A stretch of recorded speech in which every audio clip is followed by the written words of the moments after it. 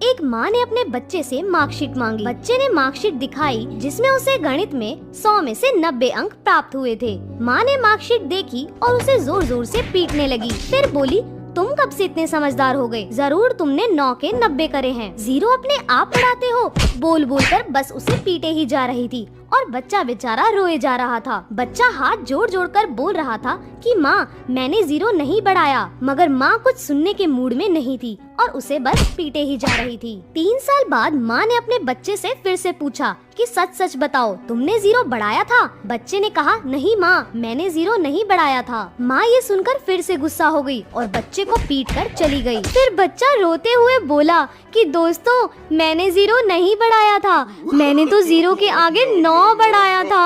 और ये बात दूर खड़ी माँ ने सुन ली और आगे क्या हुआ आप देख ही सकते हैं।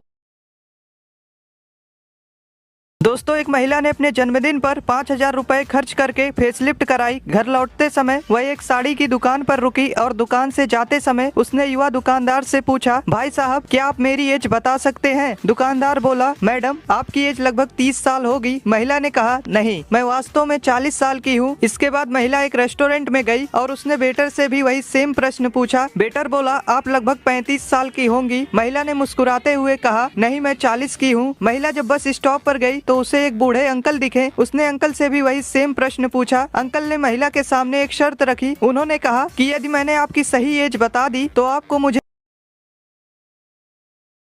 एक दिन एक आदमी की कार चोरी हो गई। 3 दिन बाद कार वापस उसी जगह पार्किंग में खड़ी कर दी गई। मालिक अपनी कार देखकर बहुत खुश हुआ। उसने दरवाजा खोला तो सीट पर एक लिफाफा था जिसमें लिखा था, मेरी माँ की अचानक तबीयत बिगड़ने के कारण रात को उन्हें कार से हॉस्पिटल ले जाना जरूरी था। रात हो गई थी, मुझे कार नहीं मिली, इसलिए आपकी कार का इस्तेमाल करना पड़ा। सॉरी, मेरी वजह से आपको परेशान होना पड़ा। मैंने आपकी कार में पेट्रोल भरवा दिया है और मैंने आपकी कार इस्तेमाल किया है, इसलिए मैं आपको अगले दिन आपके परिवार के साथ फिल्म रोबोट का टिकट देना चाहता हूँ। टिकट आपके कार के बैक सीट पर रखा है। संदेश पढ़कर और कार को अच्छी स्थिति में देखकर पूरा परिवार शांत हो गया। अगले दिन पूरी फैमिली मूवी देखने चली गई। रात को जब वह फिल्म देखकर लौटे तो घर का दरवाजा टूटा था। अंदर जाकर देखा तो सारा कीमती सामान गायब था।